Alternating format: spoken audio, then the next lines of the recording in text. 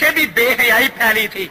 उस मौके पे ये आयतें उतरी थी सूरह नूर की कि जो लोग मोमिनों में बेहयाई फैलाना चाहते हैं उनके लिए दुनिया और आखिरत में दर्दनाक आजाब है।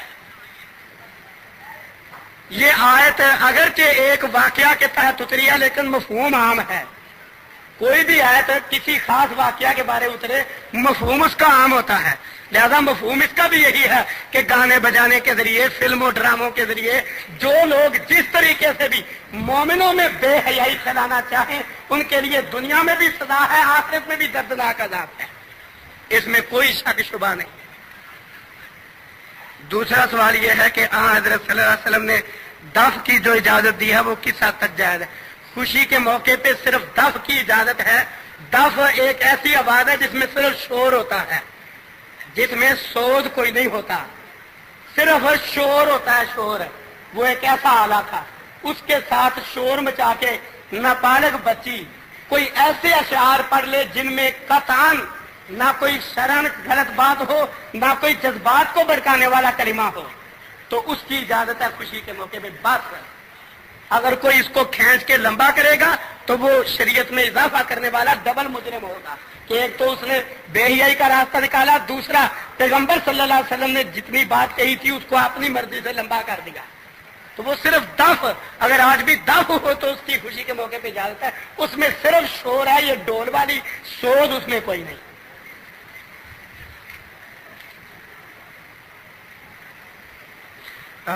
सवाल किया गया है कि आपने घंटी वाली हदीस पढ़ी है, अगर ये दुरुस्त है तो फिर वजाहत करें कि ये घरों में घंटी लगाना जायज या नहीं।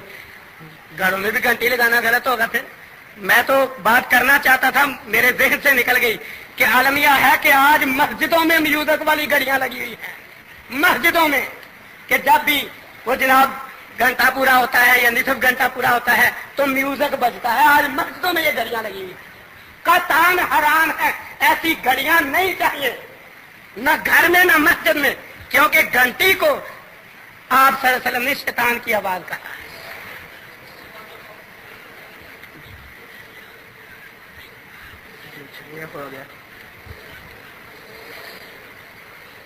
ये सवाल किया गया है कि गाड़ियों के हारन या घंटियां, कोशिश करनी चाहिए कि गाड़ी का जो हारन है वो घंटी के जुमरे में ना आए। आवाज भी हो सकती है, कोई वो आवाज आदमी इख्तियार कर ले, कोई बदी सी आवाज हो जिससे पता चले शह आ रही है, वो काफी है। वो आवाज खा गाड़ी की क्यों ना हो, जब घंटी के अंदाज में होगी तो वो गलती है, क्योंकि मैंने पैगंबर वसल्लम का इरशाद सुना दिया है।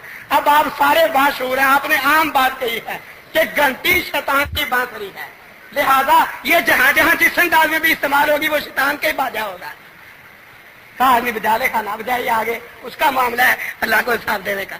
मैंने मसला बता दिया कि घंटी शैतान का बाजा है, ये सही मुस्लिम की हदीस है, सनद पे कोई किसी का कतान तनकीद वाला मामला नहीं। उसमें भी अगर घंटी वाली आवाज होगी तो गलत है। आजकल अल्लाह के फजल से वो अल्लाह अकबर की आवाज वाला वो मौजूद है टैंपिस, वो रखना चाहिए।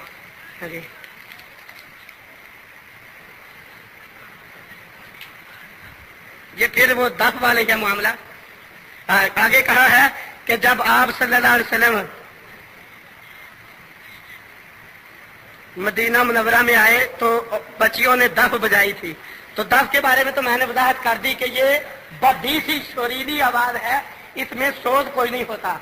अगर नाबालिग बच्ची जो छोटी है वो अगर ये दफ बजा ले और ऐसा शेर पड़े जिसमें शरन कोई गलत बात नहीं, ना अखलाकन गलत है ना शरन गलत है, तो वो दुरुस्त है। आगे ने सवाल किया है जी कि गालिबन अबू दाऊद में है कि कुछ औरतें गीत गा रही थी तो हजरत अबू बकर सिद्दीक रज़ियल्लाहु अन्हु मना किया, तो नबी सल्लल्लाहु अलैहि वसल्लम ने फरमाया था कि ये खुशी का दिन है, गाने दो। अस्तगफिरुल्लाह, वो औरतों की बात नहीं, वही छोटी बच्चियों की बात है कि छोटी बच्चियां अगर ऐसे अशआर पढ़े जिनमें खिलाफे इस तरह कोई बात नहीं। मैं इसकी मिसाल देता हूँ, बुखारी में लिखा है कि जब आप सल्लल्लाहु अलैहि वसल्लम का इस्तकबाल वो छोटी बच्चियों ने किया ना, तो उन्होंने अशआर पढ़ते पढ़ते ये भी शेर पढ़ दिया था कि हमारे यहाँ एक ऐसा नबी है जो कल की बात जानता है। अब इसमें ना अखलाकी बिगाड़ था, सिर्फ शरई अकीदे का मसला था। आपने फौरन उनको कहा बाकी अशआर ठीक है, खबरदार अगर ये पढ़ा तो फौरन उनको रोक दिया। तो इससे साबित हुआ कि हर तरह के अशआर की बात नहीं, غلط اشعار کی بات ہے وہ منع ہے، اور جو صحیح ہو اور بچی نابالغ ہو اور اس کی آواز میں ایسا انداز نہ ہو کہ جس سے جذبات بڑھ کے، تو تب درست ہے، ورنہ اور کوئی شکل گیت کی جائز نہیں ہے۔ بہرحال اللہ کے فضل و کرم سے دلائل کے ساتھ ہے، قرآنی آیات اور احادیث مبارکہ کی روشنی میں مسئلہ یوں اتنا واضح کر دیا گیا ہے کہ ان سوالوں کی یوں ضرورت ہی نہیں تھی۔ تو اس لیے ہمیں کوشش کرنی چاہیے کہ کوئی بھی جب ہم مسئلے کے حوالے سے اللہ اور اس کے پیغمبر کے احکامات سنیں تو ہم آگے سے بحث مباحثے کی بجائے اپنی عملی زندگی میں انقلاب کی کوشش کریں۔ اللہ ہمیں توفیق عطا فرمائے۔ سبحانک اللہم و بحمدک۔